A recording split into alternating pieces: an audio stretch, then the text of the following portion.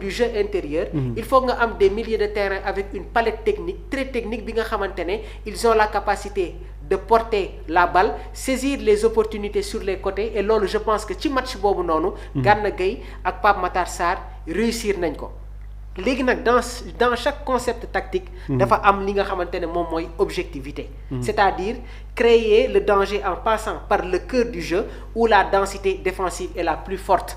Et loolu ñun Sénégal am nañ ko. Il y a des équipes yoo xamante ne ils n'adoptent pas le jeu intérieur, mais aujourd'hui quand tu te retrouves avec des milieux de terrain comme Pape Matar Sarr, comme Idrissa Gana Gueye, comme Pape Alassane Gueye, comme Lamine Camara, mais il y a la diversité de registres dans ce milieu de terrain de l'équipe nationale du Sénégal, parce qu'un joueur comme Pape Alassane Gueye avec sa palette technique li mu la mën a indil bëri na. Soo ko seetaanee Villarreal pour nga gis ko sax mu football comme sentinelle, c'est un problème.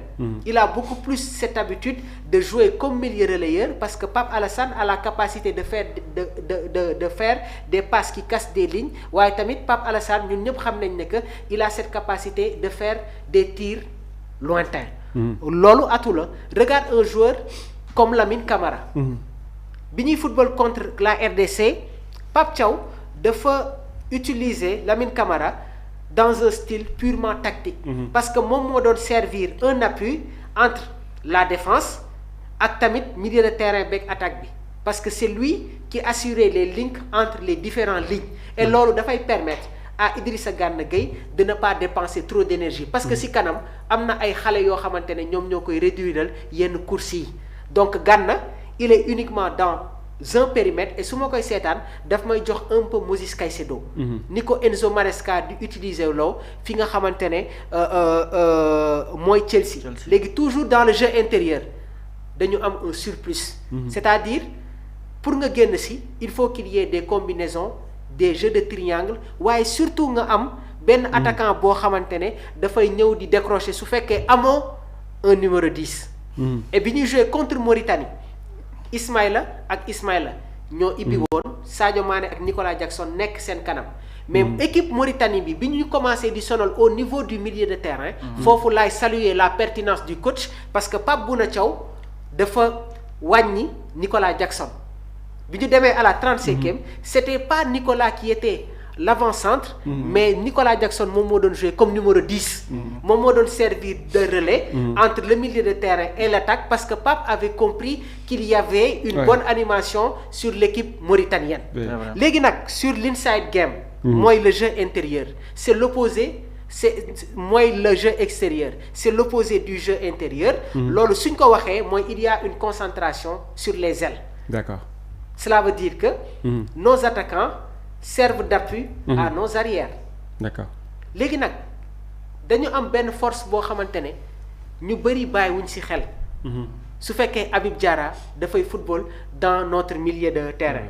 Parce que ça permet à Krépin Diatta à chaque fois qu'il a la balle day dugg ci intérieur bi. Habib Diarra dem ci extérieur bi. Ismaïla Sarr wala Iliman Ndiaye dañuy indiwaat une densité au niveau, encore une fois, d'un certain périmètre. Et tey jii ñun am nañu chance, parce que am nañu des arrières latéraux yoo xamante ne dañuy monter pour apporter le surnombre. Et aussi toujours dans l'aspect tactique, le changement d'aile rapide daf ñuy permettre ñu bett adversaire bi. Idrissa Gana Gueye par moment da ngay gis ne que au niveau de l'entrejeu, quand il y a la présence de Pape Alassane Gueye, tout le temps ñoom dañuy jouer sur des 1-2. Parce que loolu soo ko commencé di def, il faut que impérativement benn milieu de terrain bi mu ñëw def marquage bi, et loolu ça permet d'amener un déséquilibre au niveau du milieu de terrain adverse. Léegi nag avec les renversements de Gana, mais le Sénégal dafay nekk dans une phase de projection rapide. Léegi nag concernant la tactique défensive, maa ngi ko doon wax, notre force se repose au niveau du milieu de terrain, parce que nous exerçons un pressing au niveau de la ligne médiane, maanaam au niveau du milieu de terrain. Loolu dafay permettre aussi suñu défenseurs yi, surtout les défenseurs centraux, du ñu dépenser trop d'énergie. Kalidou Koulibaly soo ko mënee wàññil yenn marquage yi, yenn courses yi, lu baax la. Donc aujourd'hui chance bi nga xamante ne Pape Thiaw am na ko mooy ñun ñëpp xam nañ ne que temps de préparation yu coach yi yuy entraîner les équipes wute na ak temps de préparation yi nga xamante ne coach yu club bi am nañ ko mais nag si genre de situation yi ngay xamee xarañteefu coach bi parce que Pape Thiaw mënul jàngal dara joueurs yi parce que aujourd'hui nos joueurs sont confrontés à toutes les formes d'aspect tactique parce qu'ils sont dans les grands clubs léegi nag il suffit juste rek mu wax benn ñaari wax les joueurs n'auront pas de problème pour appliquer ko et je pense que c'est ce qui fait la force de l'équipe nationale du Sénégal. Merci beaucoup jaajëf Mamo am na solo donc yaa maa ngi gis ngay retaan il paraît que Biriyane ngay retaan. moom nee na nous sommes éliminés quoi. kan mooy éliminé. nee na nous sommes éliminés quoi. non. c'est que li ma war a gars yi bëgg équipe bi quoi c'est qu'il parle du côté foofu tam bëgg nañ taxaw fa yaa que on peut sélectionner jusqu'à 28 joueurs alors que pour le moment on ne dit pas que c'est vrai ou pas les supporters les Sénégalais certains pensent que la fédération dafay contraindre Pape Thiaw ak mu sélectionner 28 parce que y a un nombre boo xamante ni fédération moom moo koy jël en charge donc mu nekk loo xamante ni si ñoom daf leen def cas ba à chaque fois ñoom dañu pense que 24 joueurs yi nga xamante ni si ñoom moom la fédération bëgg ñu sélectionner ko aussi. waaw Badara en tant que taskatu xibaar moom information yu ni mel moom. buñ ko déggee. di ko gis aussi muy circuler boobu ba léegi sur les réseaux sociaux. day baax ñu vérifier ko balaa ñu ciy àddu bu baax a baax. parce que c'est un peu sensible. bien vrai que CAF wax na mais aussi est-ce que 24 boobu noonu ñu. limité non loolu c'est pas on dit pas que ni. Pape Thiaw dafay sélectionner 24 joueurs. waaw je sais mais pour le moment dafay nekk ay lanterne yoo xamante est-ce que ça doit être loo xamante ni si nii. non man jàpp ma ni lii la non jàpp ma loolu la quoi jàpp ma loolu moo yéexal liste bi. yaakaaruma ko parce que wax nañ mën na indi 24 comme mën na indi 27. li ci ëpp solo rek mooy Badara mooy ñi dem nañ représenter dignement le pays rek c'est ça l'essentiel quoi. oui parce que 24 joueurs c'est assez aussi quoi. mais y a les blessures bon yooyu mooy tiital gars yi et ça montre aussi. gis l'amour bi nga xamante ne si les Sénégalais am nañ ko sur l'équipe nationale aussi. sur l'équipe nationale voilà. Maman. Pape Thiaw a besoin. du soutien du peuple sénégalais. encore une fois. mais gis nga Badara. am na loo xamante ne amaana du ñun ñoo koy wax. du yow yaa koy wax. du man maa koy wax. du yeyaa moo koy wax. soo leen demoon ba di ko wax sax man maa ko dul accepter. je préfère en direct qu'on annule cette émission. que ñu fiy yëkkati ay kàddu yoo xamante ne du ñun ñoo ko war a wax. mais il faut laisser la latitude au coach. su fekkee coach bi mu yóbbu 27 joueurs moom moo ko arrangé.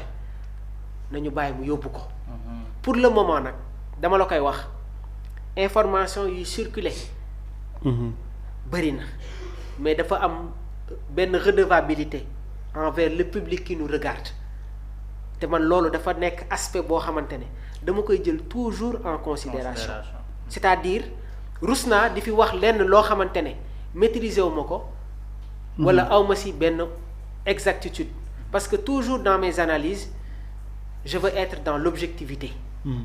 mais ni ma koy waxee encore une fois bi may njëkkee analyse sooy xool ci préparation bi moom laa commencé ci logistique bi ci atmosphère groupe bi comment ça doit se passer si le sélectionneur de l'équipe nationale du Sénégal moom xool na ne que 27 joueurs ñoom ñoo war a dem. na yóbbu 27 joueurs. si aujourd'hui dafa am loo xamante ne dañ ko war a wàññi nañu dem ñu wàññiwee ko feneen. léegi nag c'est des informations yi nga xamante ne mën a guñ ci am une exactitude à 100%. donc ñun ñi ngi fii su fekkee à minuit dañu war a def plateau wax ci li nga xamante ne moom moo xew dinañ ko def parce que on a cette liberté.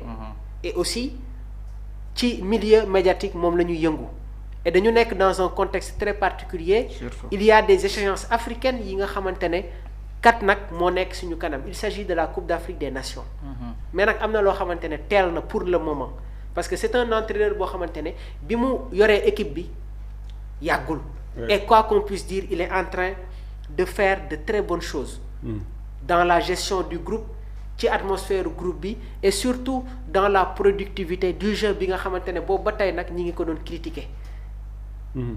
c'est des précisions yoo xamante ne il faut que ñu def ko mais am na loo xamante ne du yow yaa koy wax du man maa koy wax du yeyaa mi moo koy wax dans ce genre de situation la fédération sénégalaise de football dañ leen di xaar ñu génn yëkkati ay réaction xam exactement pour ñu permettre aussi ñun ñu libéré wu sax tuuti mais liste boo xamante ne depuis presque 10 jours ñu ngi siy wax. le 11 moment bii ni jàppoon nañ ne que